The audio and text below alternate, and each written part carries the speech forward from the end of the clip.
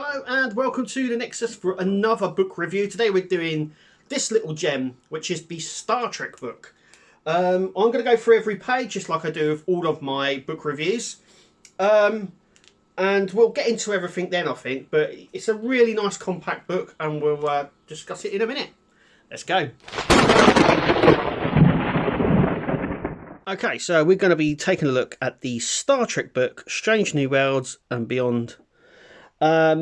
This book came out in 2006. I recently picked this book up in a local bookshop, W.H. Smith's here, for £1, and that was because the shop was closing down.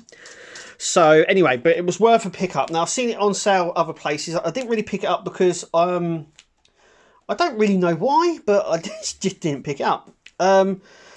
This book is probably for like a beginner. So this is a great book for anyone sort of just starting out in the Trek world, or wants to become a Star Trek fan, or you maybe want to convert someone into a Star Trek fan. This is the book for them. If you're just starting out in the Trekverse, this is definitely a book to get. Even if you're a massive Trek fan, there's a lot in here anyway to keep you entertained. But I would have thought this is mainly for like the newie Star Trek fan. This came, like I said, it came out in 2006, so it hasn't got anything sort of beyond that date. So I don't think it has it doesn't have Picard or Discovery, all that sort of stuff in, anything like that. It's by DK, and they do some really good illustration books. So you've got the content here, and it's not an A to Z. It's definitely not an A to Z. Which I think a lot of people maybe think it is, or an A to Z, or a sort of encyclopedia or something like that. It's not. So introduction. Basically, this is the introduction to Star Trek. As we go through here, so we obviously got Voyager, Enterprise, the new films as well, Into Darkness. I don't think it has Star Trek Beyond. Space and the Final Frontier. This is the story of mankind. So this is the known space part. So this is basically the timeline, going through the timeline of the Trek universe, and then we have like the little maps up here, which is really nice, and then obviously the launch of Friendship 1 here, the Gamma Quadrant, Delta Quadrant. So it goes through all of them and their history. Then we come on to the United Federation of Planets, so when it was founded, all these little stats, which are really nice. And it goes through here, so we've got Archer there. History of conflict here as well. So like, even if you do know Star Trek, I think this is a nice little book to have. It is. I picked it up and I've enjoyed it better than I thought I was going to. So this is about Earth's race to space, or Earthchild there. So this is how they explore space and the history and stuff like that. Then we come on to Vulcans, so sort of their history as well, and nice little illustration there of their anatomy. Then we come on to the Andorians, so the Andorian Empire here. So this is a lot of the backstory and stuff which we found out in Enterprise. The Tellarites as well. So these are like the first sort of species. Other difficulties combat to create meaningful and beautiful worlds of the Federation. So this is just going through other worlds of the Federation. Like I said, it's a bit more in depth, but it's one of those books that you're going to pick up and read. I think someone getting into Star Trek is actually going to love this book because it does a lot and explains a lot as well. Then we come on to the Prime Directive. So here's all the Prime Directives here, the general orders and stuff like that, which is nice. How to make some history. This is time travel, so it goes through how Kirk and everybody else has used time travel. There you go. There's Roswell there. It was the Ferengi, and we've got Tribbles down here, which is nice. Like I said, it's beautifully laid out. DK do a really good job on this. Temple Incursion 2233 as well, and also as well it explains the separation in the timeline, which is cool. And why we've got the Enterprise there, why we call it the JJ verse. Parallel, alternate realities as well. So this comes down to just what it says, alternate realities, really, and what we've gone through. So there's the wolf one that explained, it says quantum flux there, but it's actually the multiverse, which was a long time ago, actually, that episode came out. And then Through the Looking Glass, so this explains the mirror universe. Then we're coming on to Starfleet. So this is the history of Starfleet. Then we have the ranking systems that they've had over the years. The station as well, we got there. Knowledge, so this is Starfleet Academy.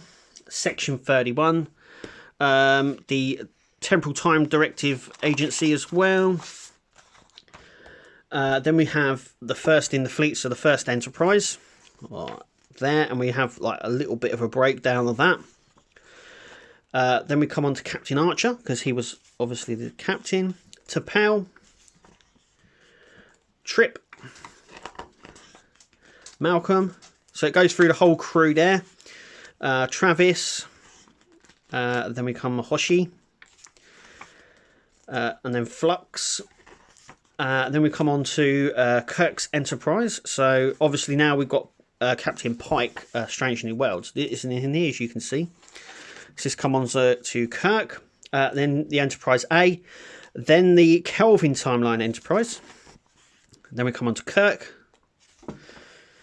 Like I said, it's beautifully laid out, and it's got the alternate sort of Kelvin timeline Kirk as well.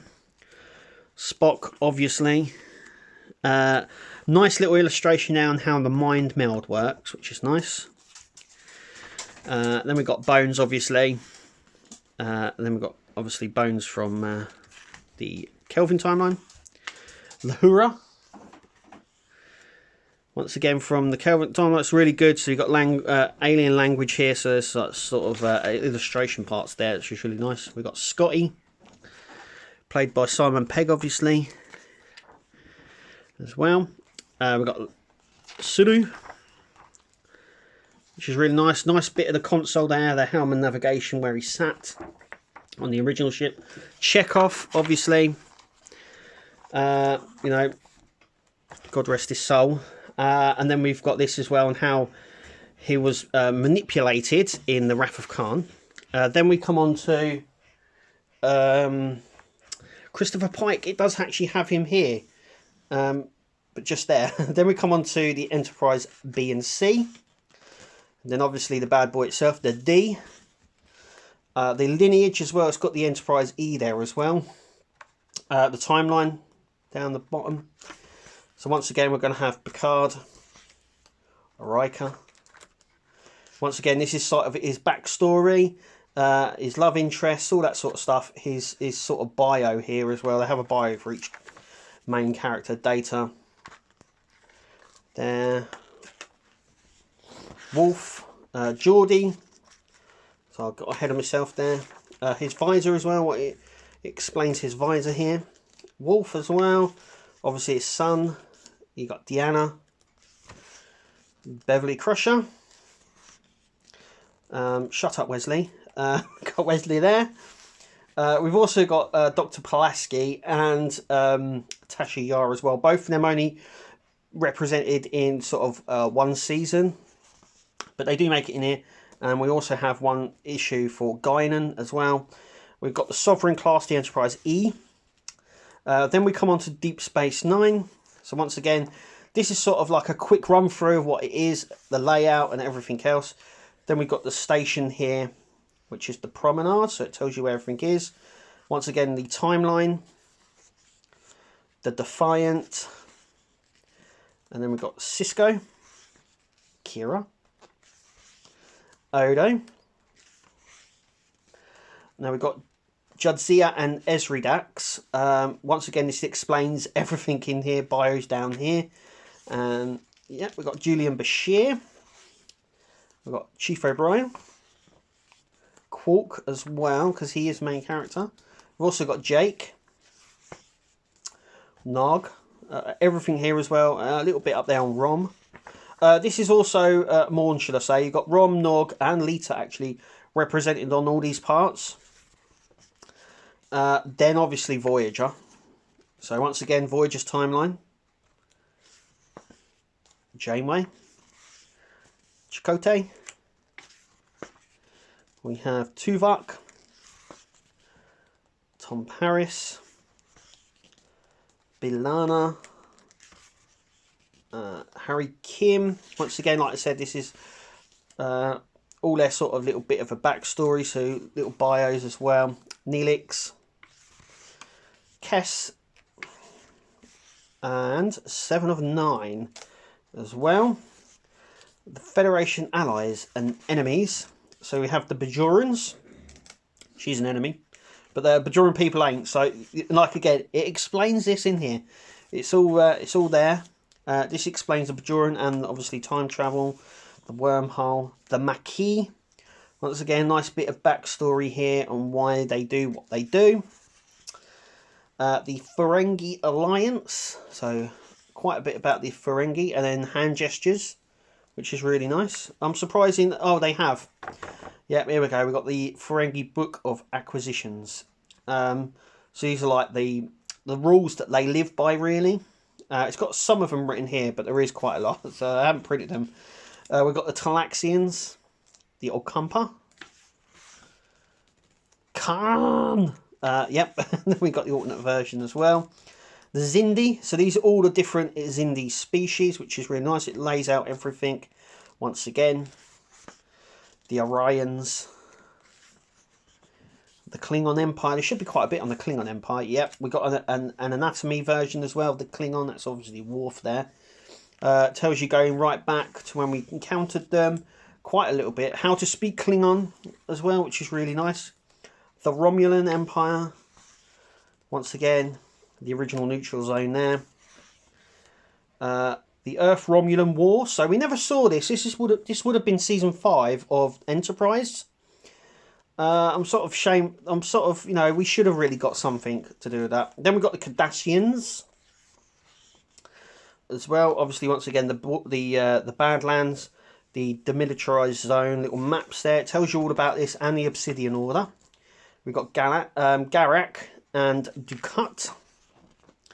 The Dominion, and obviously of water there. Once again, nice little breakdown of the Jem'Hadar here. And the Catracel White that they use. And then we have Wayoon. Then we have the Breen Confederacy. Once again, there's very little information, but this is only a brief stuff that we got. They do look like a Star Wars character. I'm just going to point out. Then we come on to the war. So how the war started, and the Deep Space Nine's place in taking it, which is nice. Then we've got the Borg. Once again, down here it shows you illustrations of what the Borg would look like if they assimilated species and stuff like that. So this is like their history. The Battle of War 359, the most infamous battle in Starfleet history.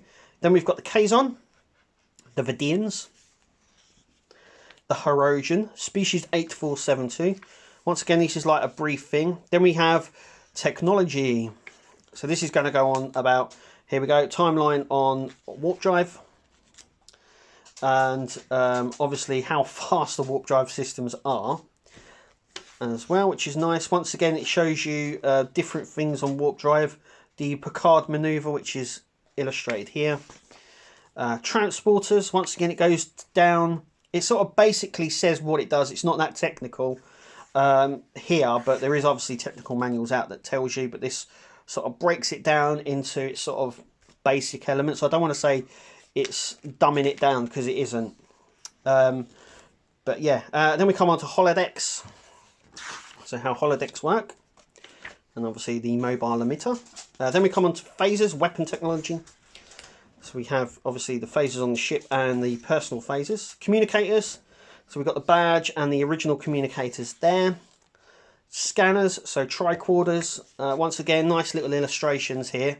Universal translators, so how all the universal translators work.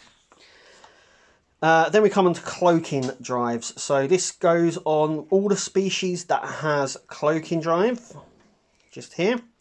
And the Pegasus as well, which is really nice. These nice little cut out bits here. Then we have the And this tells us everything from Unimatrix Zero, transwarp conduits, and stuff like that. New life and new civilizations. Once again, this is First Contact, so where major incidents have happened throughout the timeline. Nice bit there on the Nexus ribbon. So we've got some sort of space anomalies. Am I saying that right? Down here that were discovered, and what series and ship discovered them. The Folians, obviously. The Q continuum. So this talks about the Q. Really interesting looking it up and looking at this really with what's happened on Star Trek Picard. The Gorn, obviously, as well.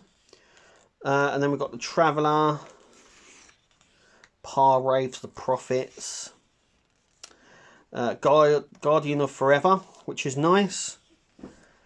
Vanguard as well. Yeah, it's just going through absolutely everything. Targs and other beasts that are in Star Trek, the Tribbles as well. And then it just sort of breaks it all down. So if you're looking for something like Dobbo, what's that? And it tells you. So these are really good to have. Like I said, it's a real beginner's book because it's going to tell you what sort of things. So if you're watching it and they go, oh, assimilation, and you can go, what's that? Bang, it tells you right here. Same with Dobbo, M-class planets and stuff like that. So it's just really nice just to flick back. The TV series. So see, all this goes through the whole television series, so you can find specific episodes. So you've got the original series here. You've got DS9, you've got Season 1, and then all the episodes in Season 1, all the episodes in Season 2, and so on. So that's really nice. That's like a TV guide sort of thing. And then the movie releases here. Into Darkness was the last one for this book. Then we've got the index, obviously. And that's it. So look, I really like this book. Like I said, if you're a Star Trek fan, you're going to love it. But if you're just this is more, like I said, this is more of a book for someone who's just starting out into the Trek world, or you want someone to understand the Trek world. Brilliant book to get. Even if you're a massive Star Trek fan, get it. It's a brilliant little book to have. Let us know what you think in the comments below, and we'll see you in the next video.